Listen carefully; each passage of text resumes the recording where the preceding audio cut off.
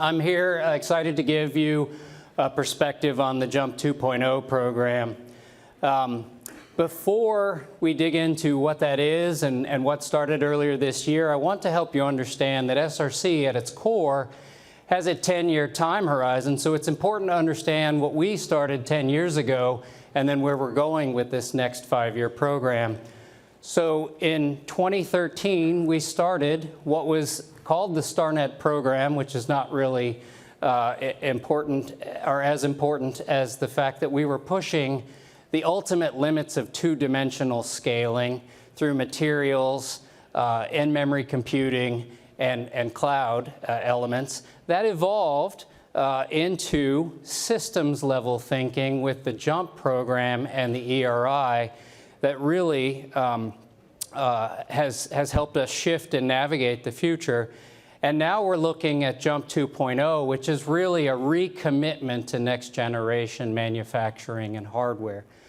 But like all good things, these are not static and isolated. There's a series of epic things going on internationally on the science front, such as the ITRS ending, DARPA taking a leadership role on the ERI, now ERI 2.0, the Heterogeneous Integration Roadmap, SRC's well-received 2030 decadal plan for semiconductors on the systems we need to build, and more recently, the microelectronics and advanced packaging technology roadmap that we will issue to NIST later this fall. As you can see in this chart, StarNet, with its pushing the 2D fundamental limits, had a set of sponsors and a set of academic partners that defined that mission, that scope. But that changed as we pushed into systems thinking with heterogeneous integration. And I remember the very first ERI summit where you could really see the collision of defense and commercial again for the first time, really rallying around chiplets as a new paradigm. One of the points I want to point out that I'm particularly proud of here is that on, I'll say, largely a flat budget, we were able to reduce the number of faculty and increase our commitment to the student count, going from essentially 1,200 students in the StarNet program to about 1,600 students in the JUMP era. So a lot of folks said you'll never be able to get academics to work on system-level challenges. You'll never be able to get computer engineers and electrical engineers to actually talk to each other and solve parts that are something bigger than the sum of the individual parts. As we called out in the decadal plan for semiconductors, we think this is the critical path to really invention in future microelectronics. And I'm proud to say that we were able to, as evidenced here with the Comm Center program, our communications and sensing program led by the University of California, Santa Barbara, that we were able to drive a systems agenda and fundamental work in devices and process technology.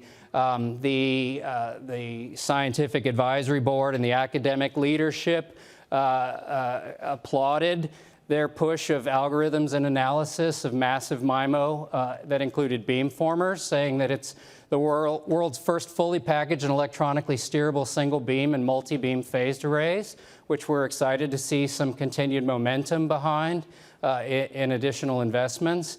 The team really rallied around transceivers and base stations at 140 gigahertz and then backhaul links at around 200 and 280 gigahertz.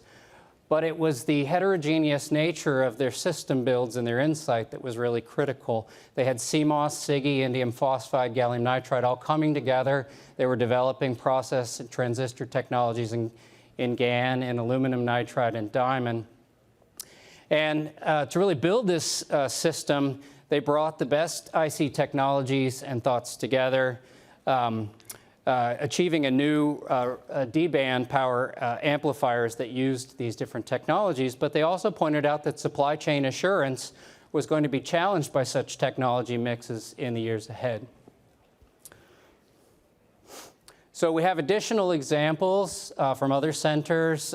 These are just a couple that I picked from our recent monthly newsletters where we're trying to highlight more publicly technology transfer wins. We had a nice set of work on D-band integrated antennas in glass that did graduate into Corvo and the SHIP program, so of interest to this audience. At Carnegie Mellon, the Conics Center created an XR or virtual reality telepresence platform called the Arena that has, as I understand, record-breaking latency and solutions for a metaverse integrated path. And the CRISP Center on Memory and Storage was instrumental in using hyperdimensional computing to help attack some of the complex questions that San Diego was addressing with COVID-19 wastewater analysis as a proof point. That's all fine and nice. Those are nice stories. Some of the biggest wins we have will be things that go into defense and to commercial that you may not hear about. But the long-range innovation that helps to feed future DARPA programs is a big win that this community cares about. And you can see in the StarNet graduation into many of the programs that were discussed this morning on the ERI timeframe, and now the JUMP graduations into programs that are maybe more exciting to you today. I'm really excited about where the JUMP 2 investments are going to take us as we lean into ERI 2.0 and the exciting mission that Mark showed us earlier. But it's really, the pandemic was great. We all did the best work we could. But don't forget that the people are the magic, right? The people are also the obstacle on occasion. But these wonderful folks were really dedicated from the MTO, mostly MTO side, to making magic happen within JUMP. And I'd like to thank them, some of them who we've seen here today. And to thank these people and to celebrate their involvement in helping us accelerate technology downstream into future DARPA programs or into industry, we recently hired a gentleman from the Navy, and he said, what would really excite this audience are challenge coins. They love their coins and their swag. So we made an SRC challenge coin. We have two types. We have one for the leaders, like the MTO PMs that you saw on the previous slide, and then we have one for lifelong learners, which are the students or the scholars that we are hoping to put on the path to future leaders of tomorrow. Now, before we made the JUMP 2.0 program, as I talked about with you earlier, we did issue the 2030 Decadal Plan for Semiconductors, and we had 5 seismic shifts that we outlined in an analog data deluge of edge information, of the growing memory and storage demands that are actually going to outpace the amount of silicon available, on next-gen communications that must become more effective, the need for trusted and secure hardware, and then energy-efficient compute and communications. And I believe it was last year at DAC that Mark Papermaster pointed out, I tell my team, when I say something to you, you don't listen to it, but if Mark Papermaster says it, it must be real. That this use of energy as the ultimate metric of our compute communication solutions is the right thing for us to rally around. And not only is that the right thing to do to solve the C-swap constrained systems that y'all are interested in putting up into low Earth orbit or putting into people's phones and watches, it's the right thing to do for the planet. And I'd go one step further, that it's actually what's going to excite the next generation about solving our really hard problems and contributing to a planet that is not run amok because of energy consumption. So with that information in hand, with that decadal plan for semiconductors, we then worked with industry and with DARPA to create the JUMP 2.0 program, which again is a recommitment to hardware and using much of the systems thinking that we picked up along the way in JUMP 2.0. I think if you look at this chart, and you can study this later and ask, again, the companies are changing through time, but we try very carefully to balance the needs of both commercial and defense to make sure that we're driving an agenda that meets both national and economic security. Now, I put the students' number here in red. I'll be honest that we haven't yet achieved steady state, and some of that comes with students that are in this program winning additional funding because it's a highly regarded program, and that allows us to get through to additional students. You can also see that we'll have multiple classes of students that move through these programs, but the steady state should be around 700 students. I do believe there's some inflationary pressures there that folks should be honest with. For the same amount of money, we're getting less reach in the United States educational system. With that investment, we selected these 7 wonderful centers led by really respected and reputable scientists. You saw Karen this morning giving a vision of integrated photonics solution for communications and connectivity. Georgia Tech was the big winner here. They won 2 of the institutes in the cognition and sensing to action, led by Arijit and Saibal. Illinois is dealing with the distributed compute systems, and then we have 3 technology centers in the memory and storage center, led by Tayana out of UCSD. Madhavan now at Penn State, driving the Heterogeneous and Monolithic Integration Center, and Grace Zheng at Cornell, looking at devices and materials. I'm not going to spend a lot of time on this. I put this in here for the audience, but basically we have 4 system centers driving cognition, connectivity, sensing to action, and distributed compute. And the system centers are driven by grand challenges, like we did with the comm center at 140 gigahertz and the test beds that they built up, whereas the technology centers are driven by benchmarking and disciplinary excellence that hopefully contributes to the success of those other 4 system centers. Of course, we're excited. There's turnover in DARPA all the time, as mentioned earlier by Director Tompkins.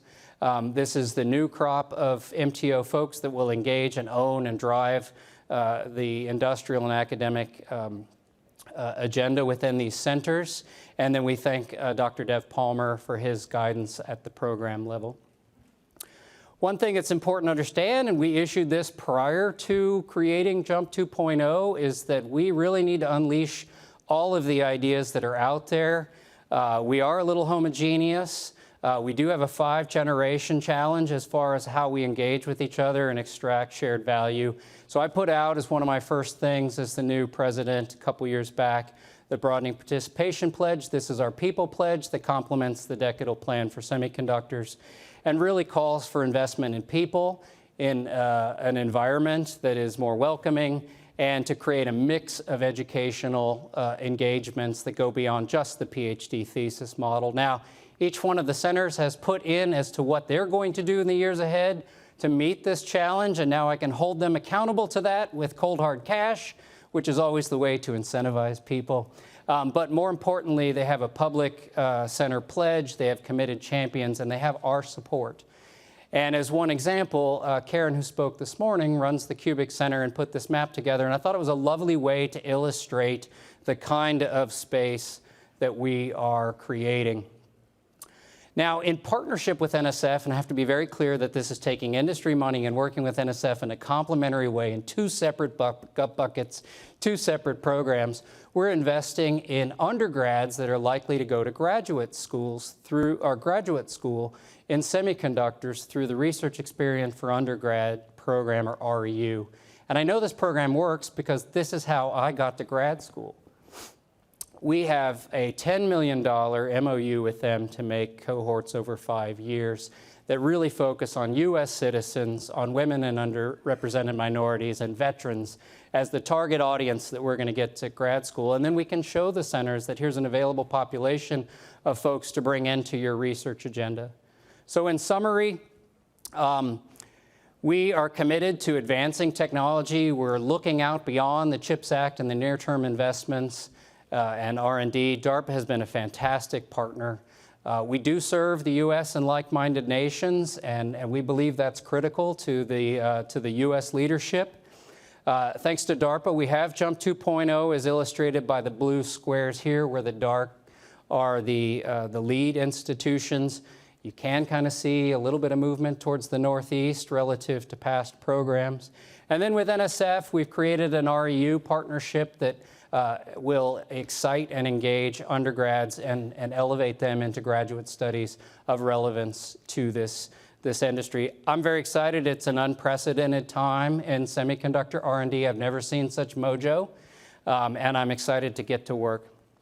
So on behalf of myself, on our Jump 2.0 leadership, and Roman, Adam, and Tamika, please don't be shy if you have any questions about the Jump 2.0 program and what it can do for you.